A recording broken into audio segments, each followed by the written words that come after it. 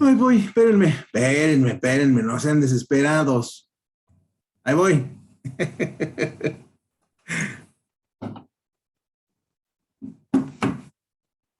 A ver, ¿quién? Ah, está Edwin. Ahí voy, Edwin, ahí voy. ¿Cómo estamos? Hola, profe, buenos días. Buenos días. Súbele un poquito a tu micrófono porque casi no se escucha, o es el mío. No es el mío. A ver. Sí, probando. 1, 2, 3. Ya se escucha, ya se escucha. Ok. ¿Cómo estamos, Edwin? Muy bien, profe. Muy bien, Lisette. Bien. Vamos a esperar que se junte alguno otro más. Uno más y ya comenzamos. ¿No? Sale, profe. Sí. Órale. No tardamos.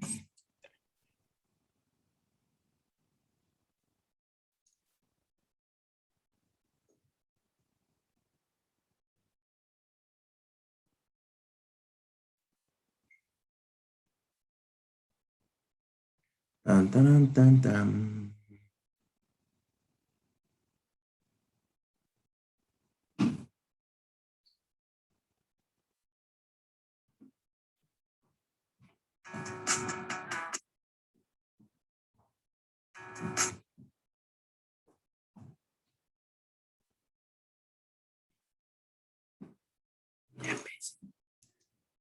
Pues ahorita se me prendió el punco.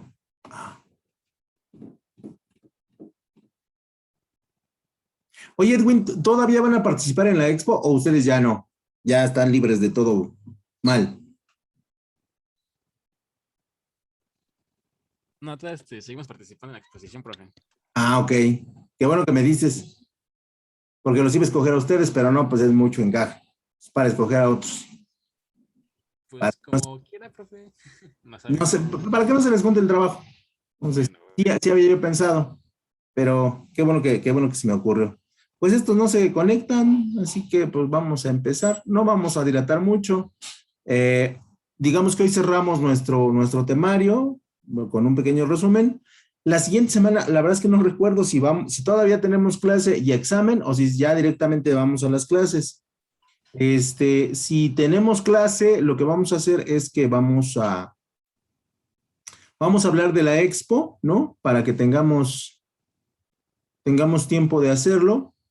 Y evidentemente no va a ser de probabilidad, va a ser de mercadotecnia estratégica. Y si no tenemos ya clases, vamos directamente al examen. Bueno, pues entonces ya les mando información. Ya les mando información por WhatsApp o ya sea en el grupo y les mando tarea para que la vayan adelantando. Entonces, eso sería el día de hoy. No los veo conectados a estos. Ahí está. Ya están los tres. Buenos días, muchachos. Buenos días, Miguel. Buenos días, Gibran. Vamos a compartir pantalla. Nos vamos a ir rapidito el día de hoy. Así que vayan calentando el café porque no vamos a tardar. Aquí está. Si viene algo para adultos, pues omítalo de su cabezota. ¿No? ¿Qué? A ver. ¿Qué? Ok. Ok. Bueno, pues vamos a compartir la presentación. Y les decía, vamos a hablar de todo el bloque de probabilidad, los dos bloques que hicimos, y vamos a tratar de explicarlo lo más claramente posible, ¿no? Solamente vamos a tomar algunos puntos para que los puedan considerar.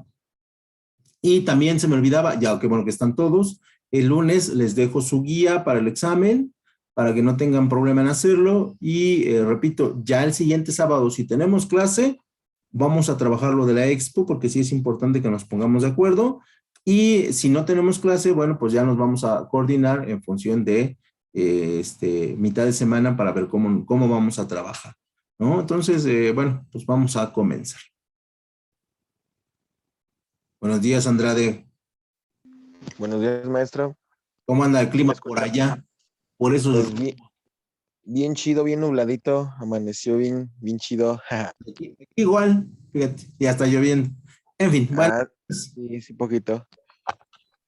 Bueno, vamos a empezar con nuestra definición de probabilidad y la probabilidad es la posibilidad, rescatamos el concepto de posibilidad de que suceda un fenómeno o un hecho. Dadas determinadas circunstancias, se expresa como un porcentaje. Y entonces siempre que hablemos de probabilidad, vamos a hablar de un porcentaje y vamos a hablar de un hecho, o sea, algo que va a suceder. ¿Qué probabilidades hay de que llueva hoy a las 12 del día? Porque es un hecho, porque está nublado, no podemos obviar que cuando está nublado puede llover, o que suceda un fenómeno. Este fenómeno se traslada en un periodo de tiempo futuro, normalmente, ¿no? ¿Qué pasa si yo lanzo unos audífonos de color rosa pastel, ¿no? ¿Cuántas personas lo comprarían? Y entonces me estoy adelantando e identifico quiénes son los grupos que les gusta, los grupos de personas que les gustan este tipo de colores, ¿no? O con luces neón, o quién compraría unos tenis, ¿ya vieron los nuevos Converse, muchachos? Son unos tenis muy raros, yo vi ayer unos negros, muy bonitos, son realmente para muy chavillos, pero sí es un buen análisis probabilístico y un buen análisis de investigación de mercados. Luego chequenlo y están muy bonitos, la verdad a mí me gustaron mucho. Evidentemente yo ya no me los pondría, pero los chavos yo creo que sí, se les verían muy bien.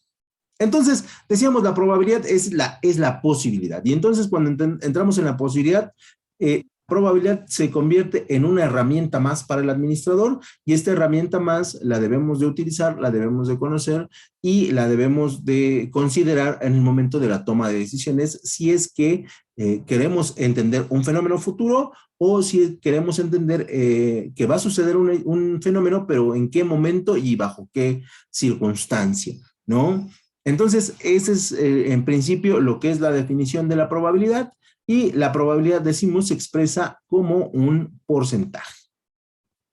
Una vez que tenemos esta idea, nosotros podemos decir que la probabilidad va a utilizar diferentes herramientas para poder establecer los sucesos y analizar sobre todo los hechos. Y para analizar los hechos, nosotros vamos a establecer como primer elemento la teoría de los conjuntos, ¿no? Donde nosotros podemos tener dos variables o tres variables y estas variables necesitamos determinar claramente el hecho. Si es un hecho que pertenece a una de las variables, si es una conjunción de las variables, si es una contención de las variables, para poder determinar qué es lo que vamos a estudiar. Por eso es que nosotros utilizamos la teoría de los conjuntos como un elemento de análisis primario del hecho o del evento para poder determinar qué fórmulas o qué variables vamos a poderle aplicar. Por lo tanto, la teoría de los conjuntos para lograr un desarrollo ordenado de la teoría de probabilidad se requiere conocer los conceptos básicos de la teoría de los conjuntos, ¿no? Repito, con el afán de analizar el hecho o la variable, ¿no? O en su defecto, analizar el fenómeno, ¿no? Entonces ya tenemos tres elementos. Analizamos el fenómeno, el que va a suceder en el futuro, analizamos el hecho, el que va a suceder, solamente queremos determinar en qué tiempo, y analizamos la variable. Y para eso utilizamos los conjuntos, ¿no? Y un conjunto es una colección específica descrita con claridad y los miembros del conjunto son elementos que la componen. Y entonces ahí podemos establecer cualquier elemento y agruparlo en una teoría de conjuntos o un elemento de conjuntos. Número de hombres de 24 a 25 años en la Ciudad de México, o en Guadalajara, o en Morelia, o en Michoacán, o en el Estado de México, o en la delegación Gustavo Amadero, o en el municipio de que ustedes quieran, ¿no? Y entonces esa información ya me empieza a expresar un hecho o un fenómeno de una variable que yo quiero determinar. Y entonces, lo primero que vamos a hacer en probabilidad es aislar el conjunto y perfectamente saber qué es lo que vamos a estudiar. Y en ese sentido, sí es necesario que nosotros tengamos conocimiento de cómo se desarrollan los conjuntos. Y una de las variables más repetitivas que nosotros encontramos es el ejemplo de las intersecciones, ¿no? Donde una intersección es un punto donde cortamos a dos elementos, ¿no? Y estos se repiten en una variable de unidad de personas o de cosas o de objetos, y estas se repiten y se repiten y se repiten. Por ejemplo, y esas interacciones me permiten analizar más claramente a los enfoques que nosotros queremos investigar, ¿no?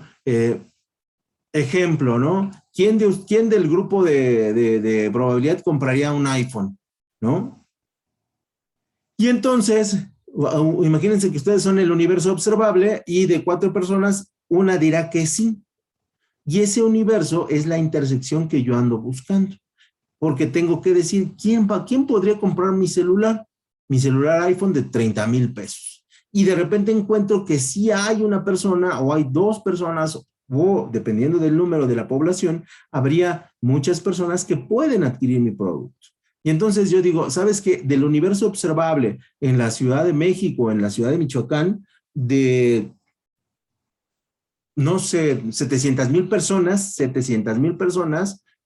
con posibilidades de comprarla, en la realidad unas 100,000 podrían comprar un teléfono de más de 30,000 pesos.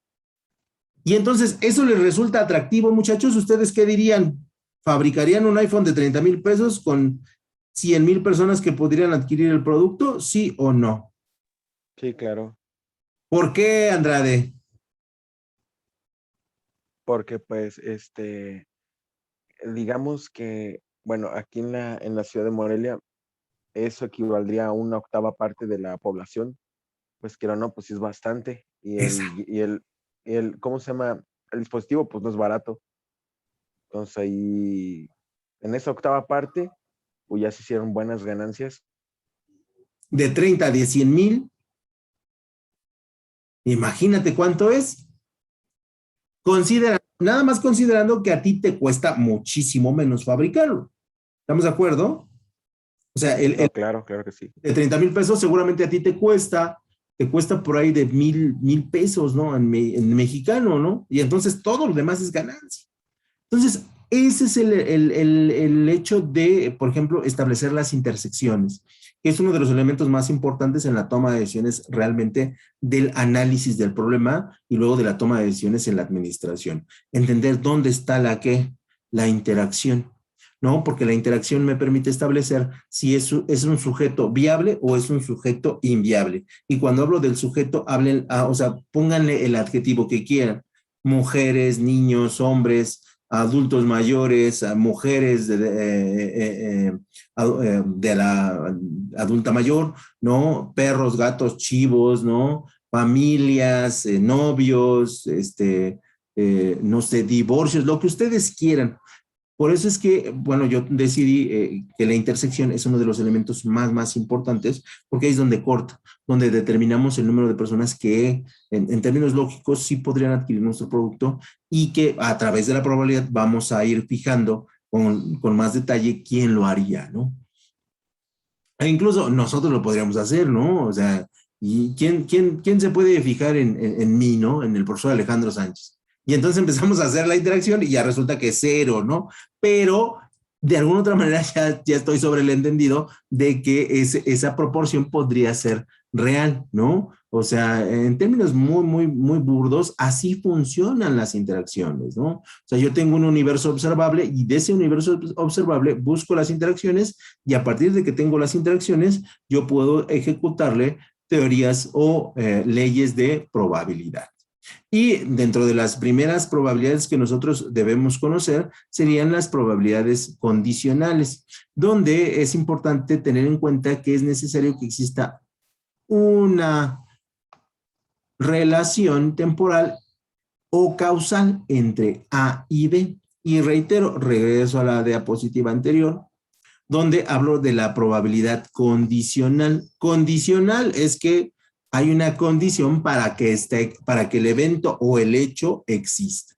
Y ese evento o hecho existente, ¿no? O que va a existir, se le considera A o B, B o C, C y D, y así sucesivamente, ¿no? Normalmente siempre vamos a tener dos hechos, porque podemos sacarlos a partir, y regreso un poquito.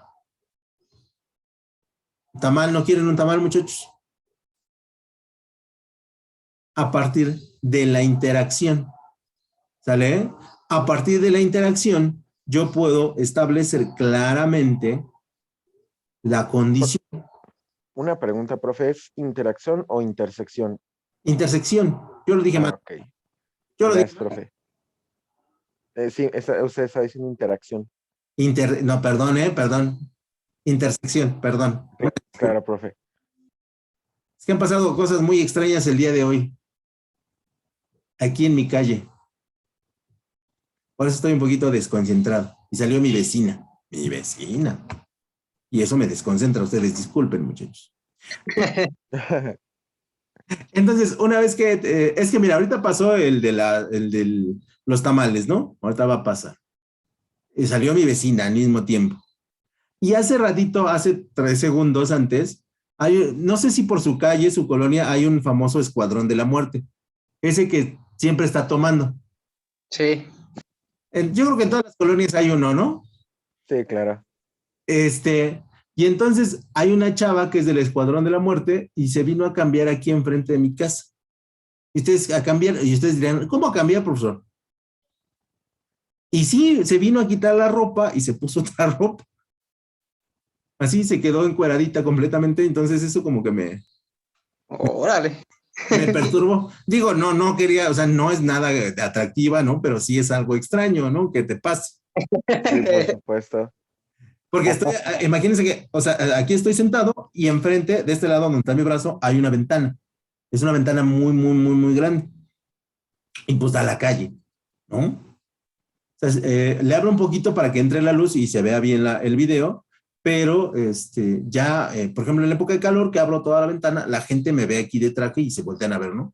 Y eso de repente me desconcentra, ¿no? Y entonces ahorita pues vi toda la escena y sí fue un poquito así como de, ¿por qué me pasan a mí estas cosas? No, Sí, unas cortinas opacas, pero que alcancen a traspasar la luz, ¿no? Ok. podría ser, pero la verdad es que, bueno, por ejemplo, es muy recurrente, ¿no? Que de repente voy por la calle y me ha tocado ver gente que la atropella, ¿no? Gente que pues, la asesinan, o sea, cosas esas muy, muy extrañas, ¿no? Y ya ni me sorprende. Un día me tocó ver una ambulancia y o sea, llevaban personas y chocó y se volcó. O sea, dices, o sea, La ambulancia. ajá, ¿no? Y si vas viendo al paramédico salir y rápido se va hacia atrás a ver al paciente y creo que el paciente pues ya se había muerto, ¿no? Entonces, Qué no mala sé, onda. siempre tengo la suerte de ver ese tipo de cosas. O sea, les pregunto, y en buena onda, ¿qué probabilidades hay de que que son 9 de la mañana, yo veo a una persona que se cambia en medio de la calle? Pues considerando que le pasan o que le toca ver muchas cosas, yo diría que son altas las probabilidades. Pero en términos normales a la gente, ¿qué probabilidades habría, muchachos? No, muy nula. Muy, muy bajas, ¿no? Y de repente me tocan a mí ver estas cosas, pero en fin, bueno, ya les platiqué la historia de por qué estaba un poquito desconcentrado y efectivamente, sí es una Probabilidad condicional. es un conjunto de intersección y repito, la intersección no sirve en principio para establecer la probabilidad condicional, que la probabilidad condicional no es otra cosa más que el análisis entre A y B. ¿Cuáles son las condiciones de que A detone B o de que B detone A o que entre las dos haya una intersección? Y esta intersección pueda ser el fenómeno de análisis o de estudio. Por lo tanto, la probabilidad condicional siempre y prácticamente todas las probabilidades van a trabajar bajo el enfoque de A y B, que son condiciones, y al mismo tiempo estas condiciones pueden ser intersecciones, ¿no? Y una vez que analizo la intersección, ¿no? De A y B, yo saco lo que yo quiero estudiar en términos de se va a repetir, cuál es la probabilidad de que se repita, o es posible que se repita o no es posible que se repita. Entonces, por eso es que es importante la probabilidad condicional, porque viene la probabilidad condicional de los elementos del conjunto, ¿no? Y dice, debemos resaltar que en el campo de la probabilidad no hay espacio para los conceptos de relaciones temporales o relaciones causales. En términos matemáticos, porque eso lo debemos aclarar.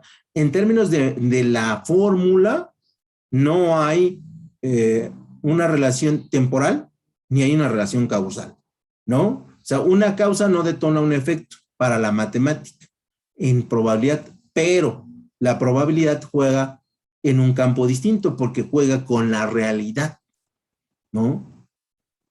Y la realidad es que, para mi ejemplo, ¿qué probabilidad hay de que yo vea a una mujer que se está cambiando completamente a mitad de la calle, a las 9 de la mañana?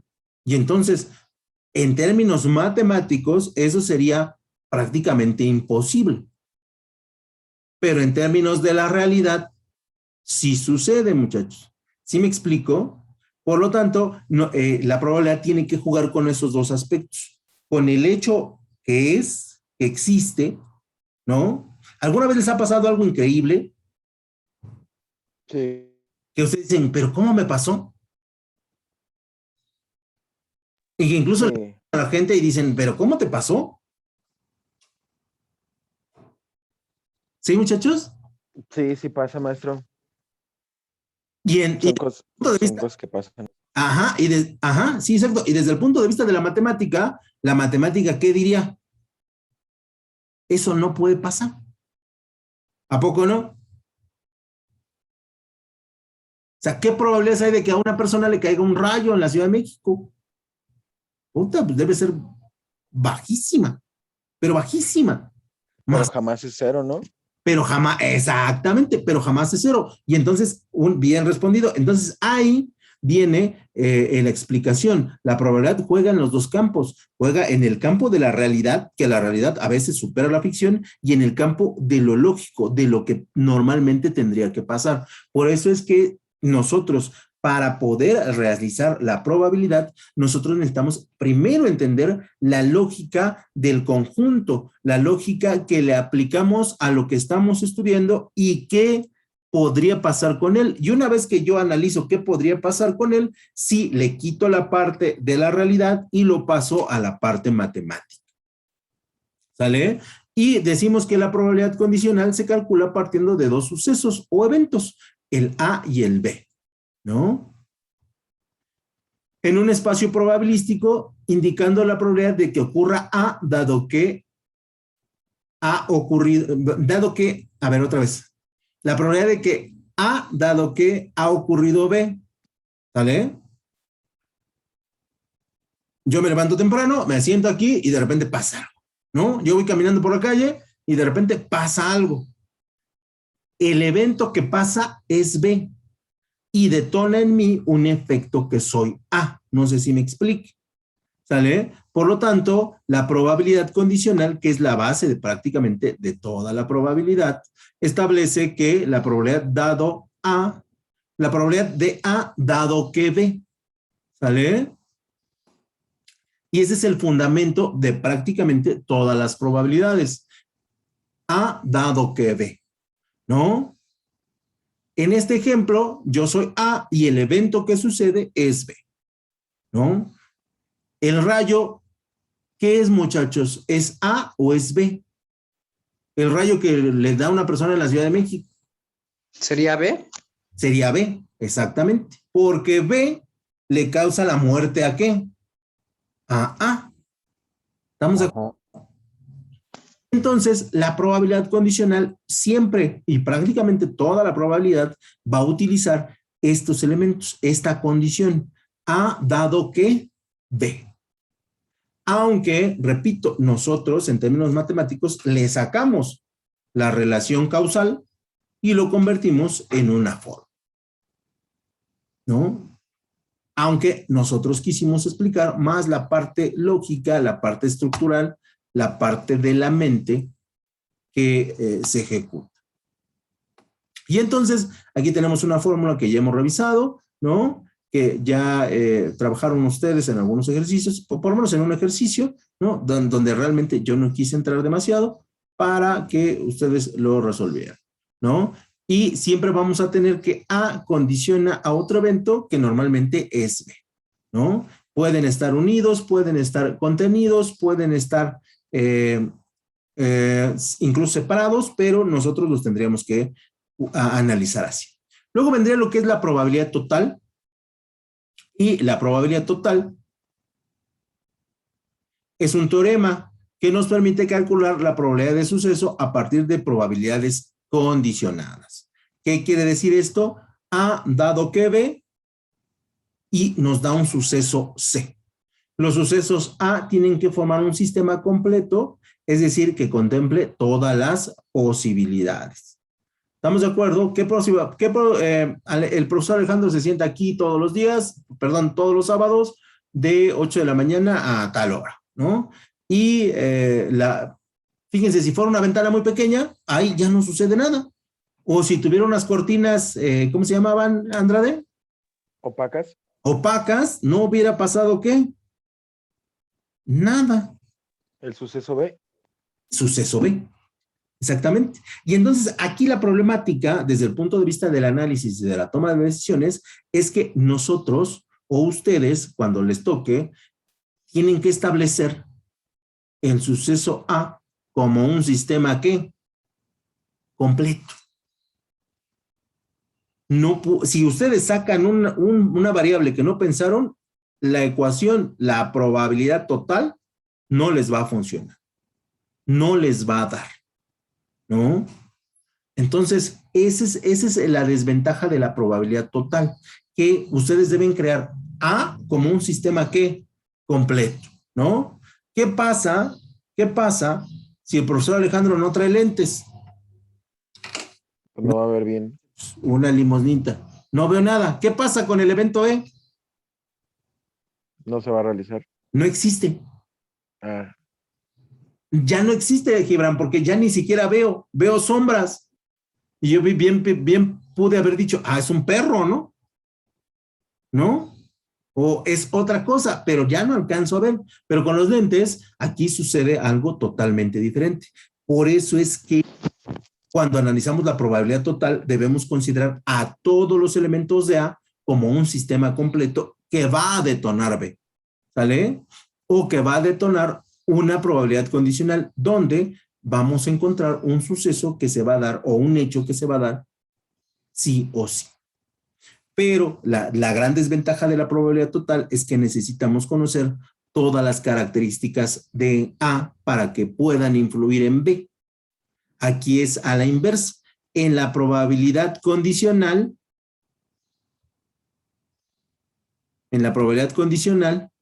necesitamos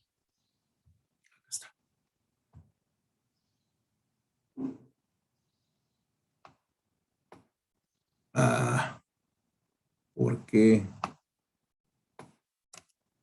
aquí está. En la probabilidad condicional necesitamos que A dado que B. Esto es que exista B, si no, no existe A. Pero en la probabilidad total, fíjense cómo cambian las cosas, necesitamos conocer los sucesos de A como un sistema completo para que determinemos B. Si no determinamos B, si no determinamos con claridad A, B no existe.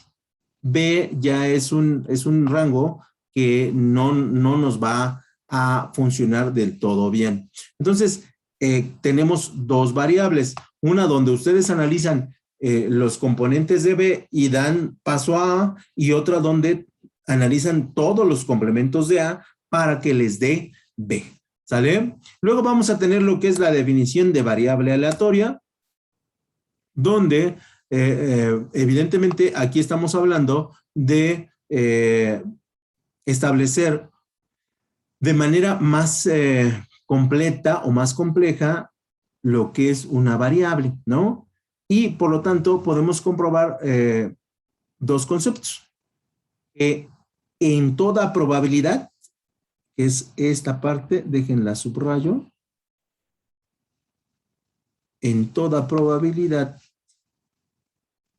hay una función que, muchachos, matemática, y hay una experimentación aleatoria. Aquí ya nosotros empezamos a entender en la probabilidad, en términos generales, que hay una variable aleatoria. Porque antes decíamos, es esto porque la matemática lo dice y la matemática no miente, y es verdad. Pero de repente alguien dice, ¿sabes qué? Sí, pero en la realidad, en el mundo real, hay variables que a veces no deberían existir, pero existen. No deberían de pasar, pero sucede. Y entonces tenemos que separar la función matemática del experimento aleatorio. Y los resultados del experimento aleatorio pueden ser diferentes a la función matemática que nosotros hemos desarrollado. Entonces, lo primero que nosotros, o lo primero que hacen los matemáticos, porque yo no, lo primero que hacen los matemáticos es establecer la función matemática y más tarde definir cómo se entiende el experimento aleatorio, ¿no? Cómo sucede en la realidad ese experimento aleatorio, pero en las variables siempre vamos a considerar la parte matemática y la parte aleatoria, cómo se van a suceder. Primero creamos la fórmula y después analizamos el evento, ¿vale? Y por lo tanto, dicho de manera más sencilla, es una ecuación que se asigna valores a una variable, ya sea dependiente o ya sea independiente, ¿no? Esto ya depende del evento o el hecho. Y el experimento aleatorio es un fenómeno de la vida real cuyo resultado se debe complementar al azar. Y entonces aquí ya a los matemáticos no les gusta esta parte porque dicen, es que no es posible que en la matemática haya azar. Pero a través de muchos estudios y a través de complementos científicos, nosotros sabemos que el azar sí existe desde el punto de vista de la teoría del caos y la teoría del orden, ¿no? En todo caos hay un orden y en todo orden hay un azar. Y ese azar determina que el universo no se fundamenta en funciones matemáticas, sino se fundamenta en funciones aleatorias. Ah, jale, esa no se la sabían, ¿eh? Vámonos con eso. Ya después pasamos o sea, una vez que analizamos las distribuciones, donde decimos que, una vez que vemos las variables, empezamos a ver que hay diferentes distribuciones. Y estas distribuciones tienen que ver con cómo se complementa el experimento aleatorio ya en la realidad. Entonces empiezan a decir los estudiosos de las matemáticas, sí, sabes qué, que la matemática no nos va a resolver todo el problema probabilístico, pero sí tenemos que encontrar diferentes tipos de distribuciones para utilizarlas y que se complementen con los modelos matemáticos probabilísticos. Por lo tanto, la distribución de Poisson, que siempre lo digo mal porque debe ser como en francés, es una distribución de probabilidad discreta que se aplica a las ocurrencias de algún evento durante un periodo determinado. Es decir, es una distribución de probabilidad discreta en la que solo es necesario conocer el evento, solamente es necesario conocer el evento y cuál es su frecuencia media.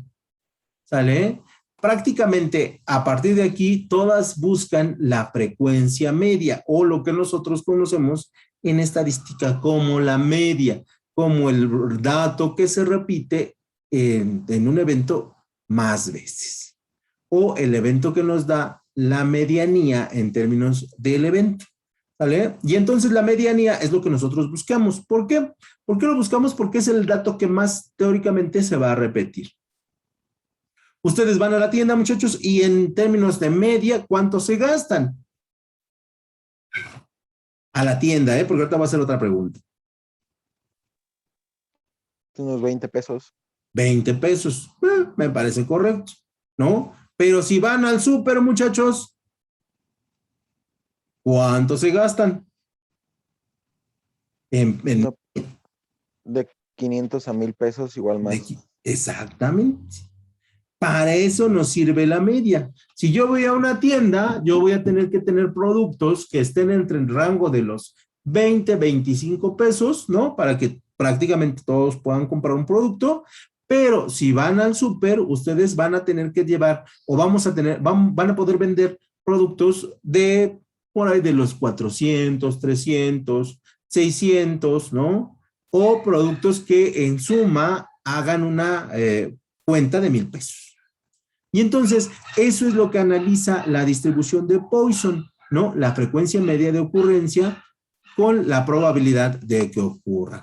Si ustedes gastan 2,000, mucho mejor, pero si ustedes van al súper y se gastan de 500, cumplieron con la media y entonces las técnicas de venta, las estrategias de marketing, la distribución de los productos dio resultados en función de la media de ocurrencia, ¿no?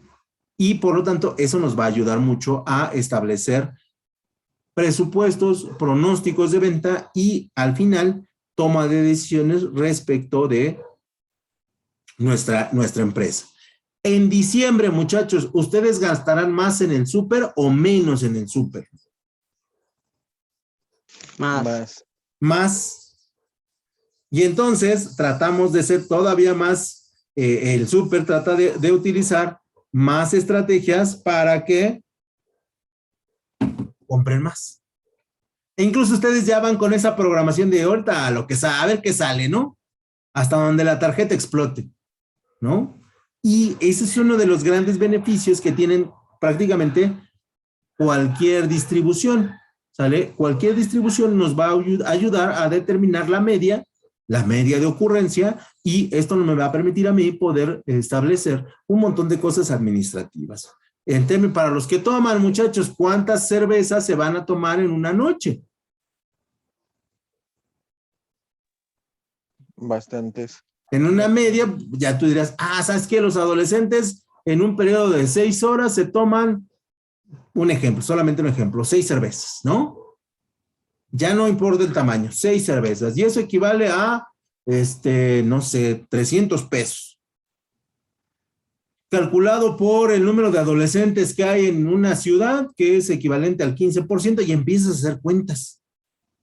Empiezas a hacer cuentas de un dinero que a lo mejor todavía no tienes o de un ingreso que todavía no tienes, pero que ya lo tienes contemplado porque esa es una recurrencia que se da en tiempo y espacio. Y básicamente es lo que mide la distribución de Poisson, o Poisson, como dicen los franceses. Luego vendría la distribución normal. Y la distribución normal es un modelo teórico capaz de aproximarse satisfactoriamente el valor de una variable aleatoria en una situación o una idea. En otras palabras, la distribución normal adapta una variable aleatoria a una función que depende de la media y de la desviación típica. Aquí volvemos a decir que aquí trabajamos la media, pero lo que más nos interesa es la desviación típica, que esto se traduce en comportamientos, ¿no? ¿Cuántas mujeres van a ir a un centro comercial a comprar zapatos y cuántas van a regresar con 2 o más zapatos? Jocelyn. ¿No? Y entonces esa es la distribución. Fuerte, Jocelyn. ¿No se escucha, Jocelyn? Nada. No te escucho nada, ¿eh? Perdón. Entonces, continúo porque ya casi se me termina el tiempo. Esa sería la desviación típica. Voy por un par de zapatos y termino llevándome 3. O sea, ¿cuántas de esas personas existen? ¿Y qué condiciones deben tener? Desde el punto de vista administrativo. Acuérdense que siempre lo vamos a ver desde el punto de vista administrativo. Y esa sería la desviación típica. Tú ibas a tomarte 6 cervezas, pero resulta ser que te dejó la novia y te tomaste 18. Pues entonces, ¿sabes qué? Vamos a promocionar artistas que tengan canciones muy tristes para que consuman más cerveza. Y entonces voy con el artista y le digo, oye, ¿sabes qué? Que quiero formar parte de tu equipo, quiero que hagas canciones más tristes, te doy tanto. y el otro va a decir, oye, pues sí, ¿no? Y entonces ahí empezamos a generar un esquema de negocio. Y este esquema de negocio, de repente, ni siquiera lo vemos, ni siquiera lo analizamos, pero ahí está presente con las desviaciones típicas. Las desviaciones típicas son rangos que están alejados de la media, pero que normalmente no suceden, ¿no? O que suceden con poca frecuencia, pero que nos interesa analizarlos, visualizarlos y poder determinar qué pasó en ese momento. ¿Sale? Y luego ya vendría la distribución geométrica, ¿no? Que ya es de los temas más actuales, donde usted tiene dos posibles resultados y la distribución geométrica es una distribución discreta que puede modelar el número de ensayos consecutivos para observar el resultado del interés por primera vez. La distribución geométrica también puede modelar el número de eventos que ocurren antes de que se observe el primer resultado. ¿Sale? Y entonces aquí queremos un resultado de éxito y tenemos que establecer distribución geométrica para determinar el número de ensayos que vamos a desarrollar para poder tener éxito. ¿Sale? Y aquí sería, por ejemplo, cuántas personas tienen que ingresar a una plataforma de internet para comprar un artículo en línea, ¿no? Entonces hablamos de que 10,000 personas que visitan nuestra página, solamente 2 compran. Pero eso ya lo sabemos y entonces tenemos que desarrollar estrategias para que la página siempre esté activa, ¿no? Y bueno, ahí podemos encontrar 1000 estrategias mercadológicas. Después vendría la distribución gamma, que es una distribución de 2 parámetros que pertenecen a una probabilidad continua, donde la distribución exponencial o distribución Herlingan o distribución X cuadrado se utiliza para determinar los rendimientos de diferentes proporciones. Ejemplo, ¿cuánto gramaje le tengo que poner a una pastilla de ácido acetil salicílico para que quite el dolor de cabeza? Y luego, bueno, pues eso sería todo por mi parte, muchachos. Creo que me faltó una diapositiva, pero no se preocupen, porque ya se me va a cortar. Les mando su guía el lunes y si tenemos clase nos ponemos de acuerdo para la expo de la próxima semana. De todos modos les voy a dejar tarea y eso sería todo. Cuídense mucho, muchachos, descansen. No se vayan a... Que tenga un buen día, profe. Gracias. Hasta luego. Hasta luego.